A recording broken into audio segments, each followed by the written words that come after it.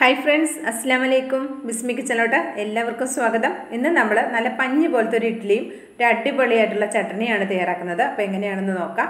അതിനായിട്ട് 250 ml കപ്പിൽ 2 cup പച്ചരി എടുത്തിട്ടുണ്ട്. നന്നായിട്ട് കഴുകിയതിന് ശേഷം ഇത് അത്യാവശ്യം നല്ലോണം വെള്ളം ഒഴിച്ചിട്ട് ഇതൊന്ന് കുതിരാൻ വേണ്ടിയിട്ട് മാറ്റി വെക്കണം. ഇനി നമുക്ക് ഇതിലേക്ക് ഉഴുന്ന് ആവശ്യമുണ്ട്. ഉഴുന്നെടുക്കാം. 250 ml കപ്പിൽ 2 കപ്പ് പച്ചരി എടുക്കുമ്പോൾ അതേ കപ്പിൽ തന്നെ 1/2 കപ്പ് ഉഴുന്നാണ് ആവശ്യം. നിങ്ങൾ ഏതൊരു പാത്രത്തിലാണോ അരി എടുത്തത് അതിൽ നിന്ന് ആ പാത്രത്തിൽ ഒരു 1/2 കപ്പ് ഉഴുന്ന് മാത്രം ചേർത്താൽ മതിയാകും. അപ്പോൾ 2 കപ്പ് പച്ചരിക്ക് 1/2 കപ്പ് ഉഴുന്ന് ആ രീതിയിലാണ് എടുക്കേണ്ടത്. 1/2 ടേബിൾ സ്പൂൺ ഉലുവയും കൂടെ ചേർത്തിട്ട് നന്നായിട്ട് കഴുകിയെടുത്തതിന് ശേഷം ഇതിലേക്ക് അത്യാവശ്യം നന്നായിട്ട് വെള്ളം ഒഴിച്ചിട്ട് ഇതും ഒന്ന് കുതിരാൻ വേണ്ടി മാറ്റി വയ്ക്കാം. ഞാനൊരു 6 മണിക്കൂറോളം ഇത് കുതിരാൻ വേണ്ടി മാറ്റി വെച്ചിട്ടുണ്ടായിരുന്നു. അപ്പോൾ ഇതൊന്ന് നന്നായിട്ട് കുതിർന്ന് വന്നിട്ടുണ്ട്. അപ്പോൾ നമുക്ക് ഉഴുന്നിൽ നമ്മൾ ചേർത്തിട്ടുള്ള വെള്ളം കളയേണ്ട ആവശ്യമില്ല. അത് വേറൊരു പാത്രത്തിലേക്ക് നമുക്ക് ഊറ്റിയെടുക്കാം. അപ്പോൾ നന്നായിട്ട് ഇത് കുതിർന്ന് വന്നിട്ടുണ്ട് കേട്ടോ. അപ്പോൾ ഈ വെള്ളത്തിലാണ് നമ്മൾ അരി ഉഴുന്നൊക്കെ അരച്ചെടുക്കുന്നത്. ആദ്യം നമുക്ക് ഉഴുന്നും ഉലുവയും കൂടി അരച്ചെടുക്കാം. അതിനായിട്ട് മിക്സിയുടെ ജാർ എടുക്കാം. അതിലേക്ക് നമുക്ക് ഉഴുന്നും ഉലുവയും ഇട്ട് കൊടുക്കാം.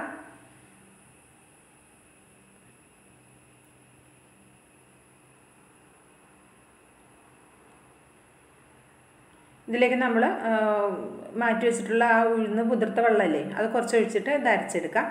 ഉഴുന്ന് അരച്ചെടുക്കുമ്പോൾ അത്യാവശ്യം നല്ല പേസ്റ്റ് പോലെ അരച്ചെടുക്കാൻ ശ്രദ്ധിക്കുക. ഇതിപ്പോൾ ഞാനൊരു പാത്രത്തിലേക്ക് മാറ്റി കൊടുത്തിട്ടുണ്ട്. ഇനി നമുക്ക് ഇതേ മിക്സിയുടെ ജാറിൽ തന്നെ, കഴുകൊന്നും വേണ്ട, അതേ ജാറിൽ തന്നെ നമുക്ക് പച്ചരി അരച്ചെടുക്കണം. ഇപ്പം ഞാൻ പച്ചരി അരച്ചെടുക്കുന്നത് 2 പ്രാവശ്യമായിട്ടാണ് കേട്ടോ അരച്ചെടുക്കുന്നത്. ആദ്യം ഈ പച്ചരി മാത്രം അരച്ചെടുക്കുന്നുണ്ട്. പിന്നീട് അരയ്ക്കുന്ന പച്ചരിയിലേക്ക് ചോറ് കൂടെ ചേർക്കുന്നുണ്ട്.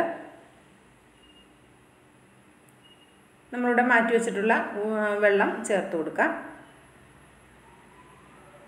അപ്പോൾ ആ വെള്ളത്തിൽ കുറച്ച് ഉഴുന്നും 2-3 ഉലുവയും ഒക്കെ പെട്ടിട്ടുണ്ട്. അതും കൂടെ ഇതിലേക്ക് ഇട്ടിട്ട് നമുക്ക് നന്നായിട്ടൊന്ന് അരച്ചെടുക്കാം. ഞാൻ അത് നന്നായിട്ടൊന്ന് അരച്ചെടുത്തിട്ടുണ്ട്. അപ്പോൾ അരി അരക്കുമ്പോൾ ശ്രദ്ധിക്കുക. അപ്പോൾ നല്ല പേസ്റ്റ് പോലെ അരി അരയണമെന്നില്ല. ഇഡ്ഡലിക്ക് ആകുമ്പോൾ ഒരല്പം തരി ഉണ്ടെങ്കിലും ഒരു കുഴപ്പമില്ല കേട്ടോ. ഇനി ബാക്കിയുള്ള അരി കൂടി നമുക്ക് അരച്ചെടുക്കണം. അപ്പോൾ അതിലെ വെള്ളം നമുക്ക് ഒഴിവാക്കാം.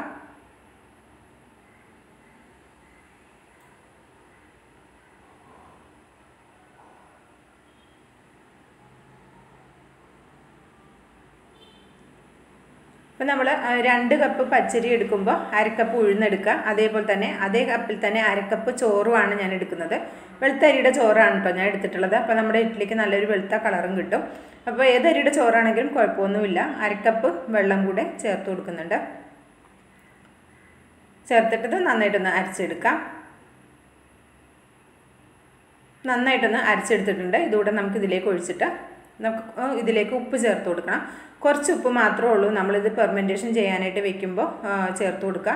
ഒരുപാട് ഉപ്പ് ചേർത്ത് കൊടുക്കരുത്. ഇത് നന്നായിട്ട് ഫെർമെൻറ്റായി വരാൻ വേണ്ടി കുറച്ച് ഉപ്പ് മാത്രം ആദ്യം ചേർത്ത് കൊടുത്താൽ മതി. പിന്നീട് നമ്മൾ ചുടുന്ന സമയത്ത് നോക്കിയിട്ട് ചേർത്ത് കൊടുത്താൽ മതി കേട്ടോ.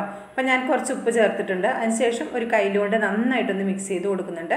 അപ്പോൾ ഞാൻ ഇഡ്ഡലിയൊക്കെ ഉണ്ടാക്കുന്ന സമയത്ത് ഞാൻ ഈ പറഞ്ഞ പോലെ ഇതേ അളവിൽ എടുക്കുകയാണെങ്കിൽ നമുക്ക് നല്ല സോപ്പ് പത പോലെ പതഞ്ഞ് പൊന്തുന്ന നല്ല സോഫ്റ്റ് ആയിട്ടുള്ള നല്ല അടിപൊളി ഇഡ്ഡലി നമുക്ക് തയ്യാറാക്കി എടുക്കാൻ പറ്റും.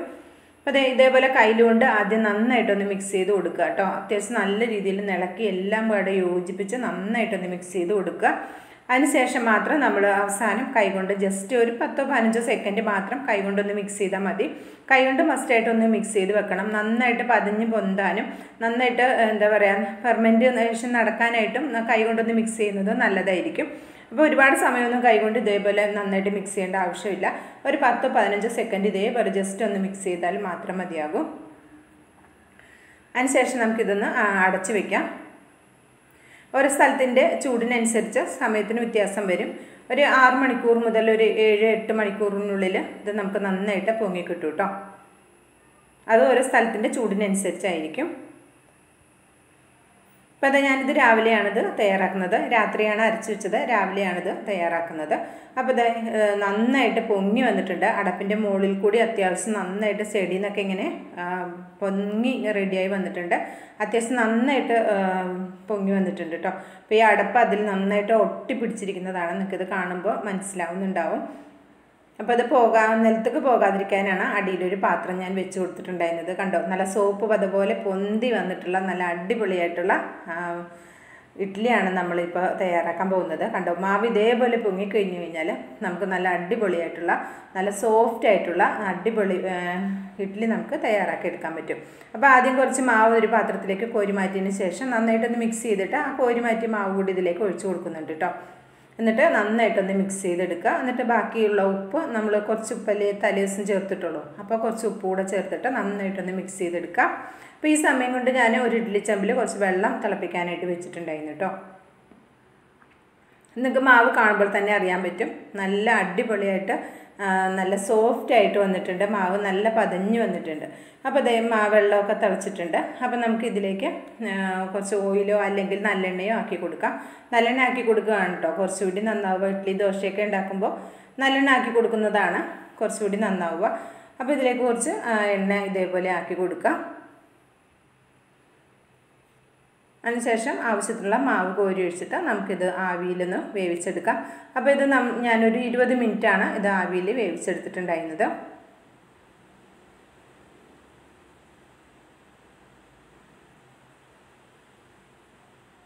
അപ്പോൾ ഇതേപോലെ ഇഡ്ഡലി ഇതേപോലെ സോഫ്റ്റായി വന്നിട്ടില്ല, അല്ലെങ്കിൽ മാവ് പതഞ്ഞ് ഇതുപോലെ പൊങ്ങി വന്നിട്ടില്ല എന്നൊക്കെ കംപ്ലൈൻ്റ് ഉള്ളവർക്ക് ഇതേപോലെ ഞാൻ എടുത്തിട്ടുള്ള പോലെ അരി ഉഴുന്നൊക്കെ എടുത്തിട്ട് ഒരു പ്രാവശ്യം ഒന്ന് ട്രൈ ചെയ്ത് നോക്കുകൊണ്ട് തീർച്ചയായിട്ടും നിങ്ങൾക്ക് നല്ല അടിപൊളിയായിട്ട് കിട്ടും.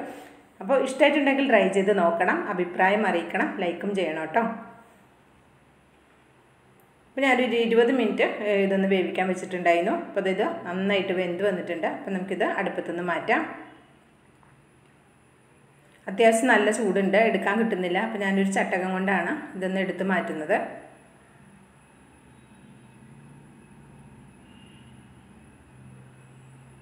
അപ്പോൾ നമുക്കിതൊരു പാത്രത്തിലേക്ക് മാറ്റി കൊടുക്കാം. അത്യാവശ്യം ചൂടൊന്ന് പോയതിന് ശേഷം വേണം നമുക്ക് പാത്രത്തിലേക്ക് മാറ്റി കൊടുക്കാനായിട്ട്.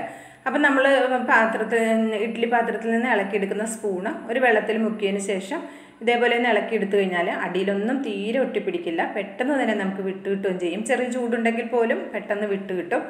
കണ്ടോ, ഇങ്ങനെ ഒന്ന് ട്രൈ ചെയ്ത് നോക്കുകൊണ്ട് കേട്ടോ. അപ്പോൾ അതേ നമ്മുടെ സോഫ്റ്റ് ആയിട്ടുള്ള പഞ്ഞ് പോലത്തെ അടിപൊളിയായിട്ടുള്ള നമ്മുടെ ഇഡ്ഡലി ഇവിടെ റെഡിയായി വന്നിട്ടുണ്ട്. കണ്ടോ, നിങ്ങൾക്ക് ഇത് കാണുമ്പോൾ തന്നെ അറിയാൻ പറ്റും നന്നായിട്ട് സോഫ്റ്റ് ആയിട്ടുള്ള പഞ്ഞ് പോലത്തെ ഇഡ്ഡലിയാണ് നമുക്ക് കിട്ടിയിട്ടുള്ളത്. ഇനി നമുക്കിതിലേക്ക് ഒരു ചട്നി തയ്യാറാക്കി എടുക്കാം. അതിനായിട്ട് ഞാൻ 250 ml കപ്പിൽ 1 കപ്പ് തേങ്ങയും 3 പച്ചമുളകും ചെറിയൊരു കഷ്ണം ഇഞ്ചിയും കുറച്ച് പുതിന ഇലയും 1 കൈപ്പിടിയോളം വരുന്ന മല്ലിയിലയും ചേർത്ത് കൊടുത്തിട്ടുണ്ട്. ഇനി ഇതിലേക്ക് അത്യാവശ്യത്തിന് കുറച്ച് വെള്ളം കൂടി ഒഴിച്ചിട്ട് നമുക്കിതൊന്ന് അരച്ചെടുക്കണം. ഒരുപാട് പേസ്റ്റ് പോലെ അരയേണ്ട. അപ്പോൾ ഈ സമയത്ത് വേണമെങ്കിൽ ഇതിലേക്ക് ഉപ്പ് ചേർത്ത് കൊടുത്തോളൂ കേട്ടോ. അപ്പോൾ ഞാനിത് അരച്ചെടുത്തതിന് ശേഷമാണ് ഉപ്പ് ചേർത്തിട്ടുള്ളത്. ഉപ്പ് ചേർക്കുന്നത് ഇതിൽ പെട്ടിട്ടില്ല കേട്ടോ. ഇനി ഇതിലേക്ക് നമുക്ക് ഒന്ന് താളിച്ചൊഴിക്കണം. അതിനായിട്ട് കുറച്ച് വെളിച്ചെണ്ണ ഒഴിച്ചു കൊടുത്തിട്ടുണ്ട്. വെളിച്ചെണ്ണ ചൂടാകുമ്പോൾ 1/2 ടീസ്പൂൺ കടുകും പിന്നെ ഇതിലേക്ക് നമ്മൾ കുറച്ച് ചുവന്ന മുളകും ചേർത്ത് കൊടുക്കുന്നുണ്ട്. അതുപോലെ തന്നെ കറിവേപ്പിലയും ചേർത്ത് കൊടുക്കുന്നുണ്ട്. അപ്പോൾ ഇത്രേ ഉള്ളൂ. ഈ വറവ് നമുക്ക് ആ ചട്നിയിലേക്ക് ചേർത്ത് കൊടുത്താൽ മതിയാകും. അപ്പോൾ ഇത്രേ ഉള്ളൂ നമ്മുടെ ചട്നിയും ഇഡ്ഡലിയും. നിങ്ങൾക്ക് ഇഷ്ടമായിട്ടുണ്ടെങ്കിൽ തീർച്ചയായും ട്രൈ ചെയ്ത് നോക്കുക, അഭിപ്രായം അറിയിക്കുക, ലൈക്കും ചെയ്യുക കേട്ടോ. ബിസ്മി കിച്ചൺ എന്ന യൂട്യൂബ് ചാനൽ സബ്സ്ക്രൈബ് ചെയ്ത് കാണുന്ന കൂട്ടുകാർ ഒന്ന് സബ്സ്ക്രൈബ് ചെയ്ത് ബെല്ലൈക്കൺ എനേബിൾ ചെയ്ത് വെച്ചാൽ നമ്മളിടുന്ന വീഡിയോസിൻ്റെ നോട്ടിഫിക്കേഷൻ നിങ്ങളിലേക്ക് എത്തുന്നതായിരിക്കും. ഇൻഷാ അല്ലാഹ് അടുത്ത നല്ലൊരു വീഡിയോ ആയിട്ട് വരുന്നവരേക്കും എല്ലാവർക്കും നന്ദി, നമസ്കാരം.